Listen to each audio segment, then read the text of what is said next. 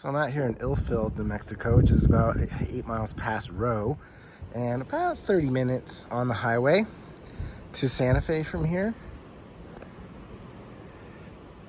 It's got this awesome courtyard.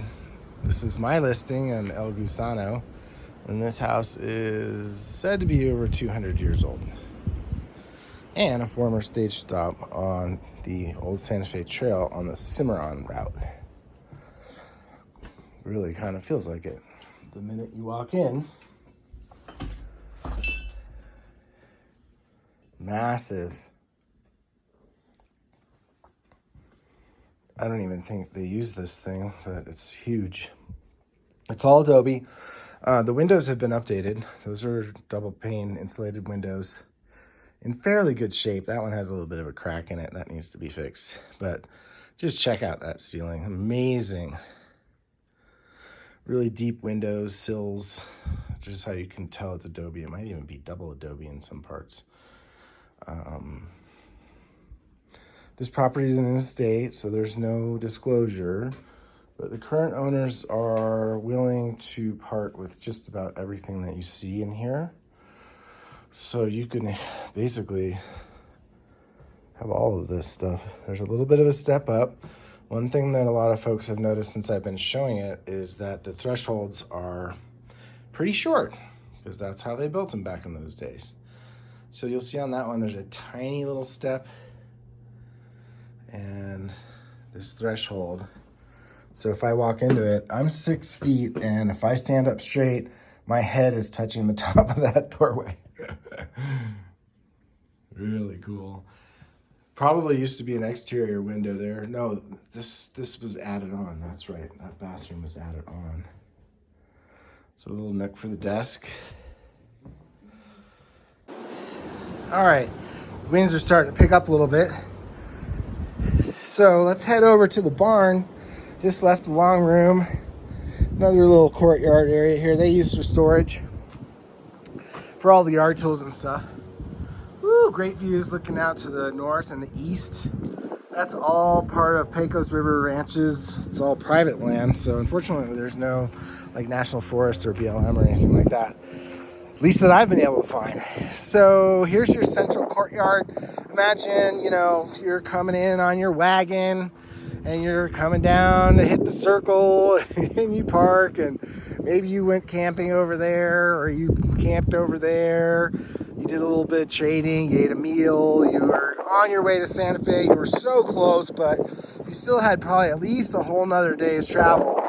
So this is probably one of the very last stops that they would have to make along the old Santa Fe Trail before they actually got into Santa Fe. That little white thing sticking up is the well. The well is good. We got paperwork on that. Over underneath those rocks are the setup for the pressure tank, etc. And those trees are all cottonwoods, as far as I know. Pretty sure they're all cottonwoods. So that really leaves out and gets green. All of this gets green, honestly, in the summer. So you have a larger than normal garage door, but not really large enough to do a full RV. Probably I would say that's maybe 9 feet, so you could get a big truck in there for sure. So this is the back part of the property. Down in those junipers there's the fence, and that big red building is on the neighbor's property over there, and that's fenced over there. You can see basically there's a 4-wire barbed wire fence all the way around the property, and that all turns to green grass in the spring and summer. So now let's go in and check out the barn, shed, shop. Like, I haven't really figured out the right word for it, but because this was never really fully realized. But what you do have is a concrete slab and framing, and it's 1,500 square feet. There are windows. There's no insulation. There is power. In fact, this building has its own separate electric meter, which is nice, because if you did want to develop this into something more, you could do that because you have electric already. There's no plumbing though, and there's no septic. You would probably need to put in a third septic tank system if you wanted to use this as living space. So right now it's kind of a blank canvas, you know, lots of possibilities here. Couple doors in the back, couple doors on the side, and again, just framed. Nothing's insulated, nothing's finished off, but you do have power, so that's cool.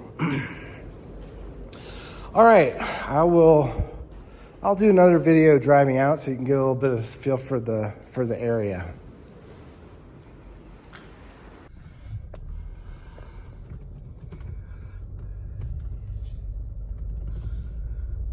All right, so driving out, I forgot to mention this property is on 4 acres, and the Pecos River Valley is out back behind here. You can sort of see the river, but you can't access it from here. Whew. Driveway is dusty.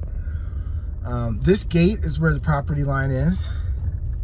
So you can see the fencing going on both sides, and also clearly you can gate it.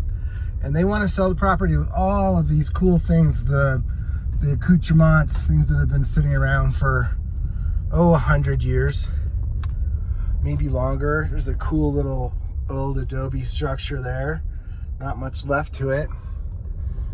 We are on somebody else's property right here, but there's an easement that takes you through here. And then I think that switches to another property even right here, and then back to El Gusano Road. But look carefully, see those tracks? I'm pretty sure that those are wagon wheel tracks back from when the stagecoach stop was operating. So they followed a little bit of a different route in, but this soil and everything is so tender that, you know, even 100 years later, you can still see where the ruts were. I think that's something that's just so cool. And actually there's 2 tracks right here. It's hard to tell in the grass, but there's actually 2 sets of tracks. So probably one coming and one going. And they're obviously too narrow to be like car tracks or, you know, modern vehicle. Those are definitely wagon tracks from the late 1800s, 1880, 1890, 1900s, early 1900s, 1910s, 1920s, I think maybe. Was the kind of the heyday. So we're heading back, we're facing south right now at Roe Mesa. This is the county road that zooms down into the Pecos River Valley, and then the little town of Ilfield is right over there. Quite literally, probably 10 or 15 families that live in that little town. So I'll film back to I-25, which we're not too far from. It's maybe a little over a mile, and it's paved all the way. That stretch that I just did on the dirt road was the only part that was unpaved. And if you have a sharp eye out, you'll see white posts with an orange top on it on the left-hand side. And those are guide markers showing that there is fiber optic service. So I haven't really done a lot of research on there to see if it's able to tap into that, or I'm suspecting that was all laid to get internet access out to the ranch, which is on the other side of the river, because they probably don't have any internet available out there, or they didn't. But maybe it's possible to tap into that fiber for internet access. And then of course you could always go with Starlink too, or you might have noticed that there are old landlines hanging on the wall in the house. So that means that Quest has telephone lines to the house too. You could run DSL, which is not going to be very peppy, but you could do it. So a couple other big ranches over here to the right of maybe like up to 1,000 acres. So it's a pretty rural feel out here with mostly bigger properties, except for right in that little area of town.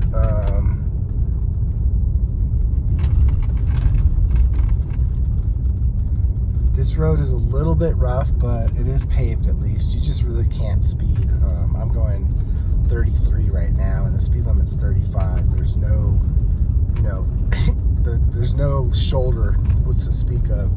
And if you pass another car and everyone's going super fast, you're all trying to stay in the middle of the road, and that could be dangerous.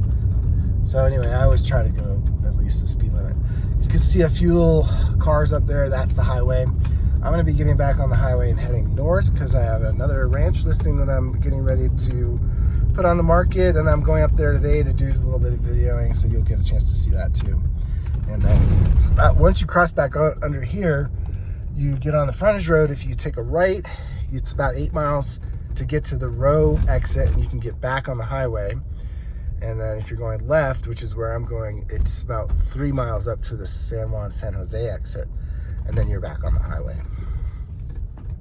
So now we're back out where the portal is. This is a great place to sit. The current caretakers are thoroughly enjoying this view that you get of Row Mesa. That's basically Row Mesa.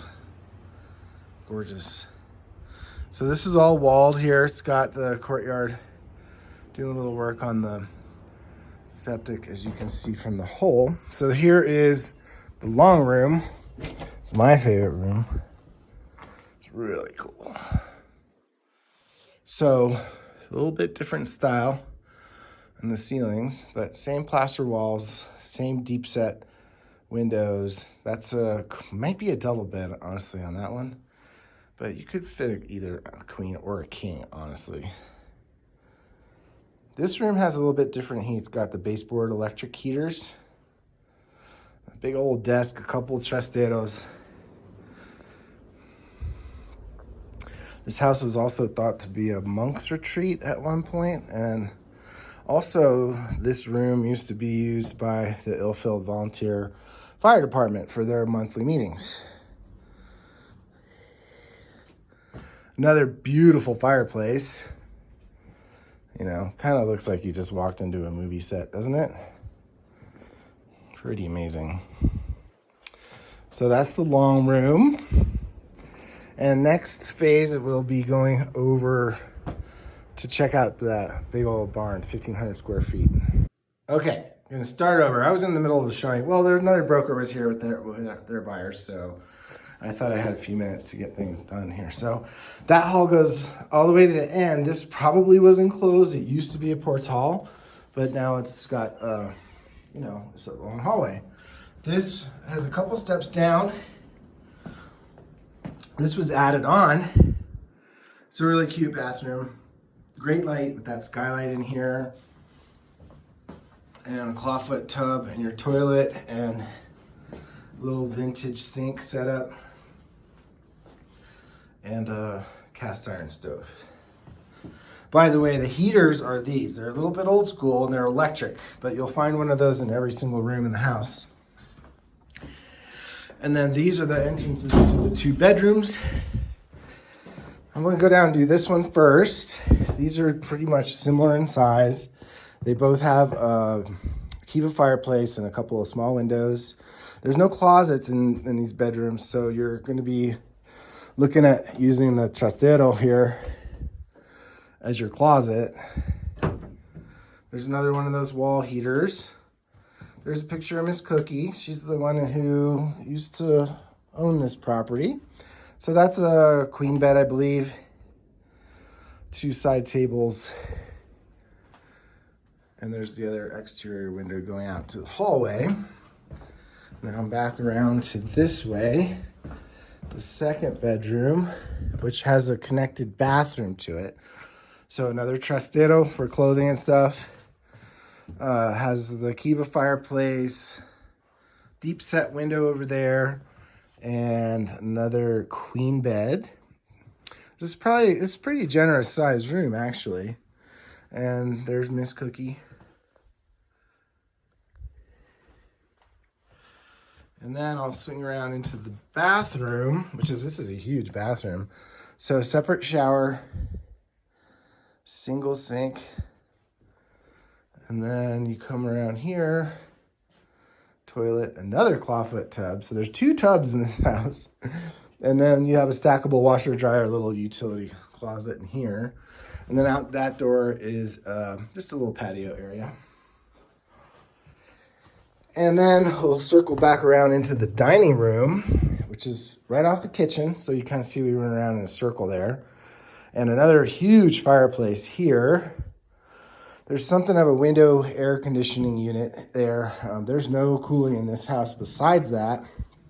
And like I said, most of the rooms have these electric heaters. Every single room has either a fireplace or it has a wood burning stove. Gorgeous floors in here too. All right, so I'm gonna pause this here and then I'll take you out to the long room, which is the third bedroom.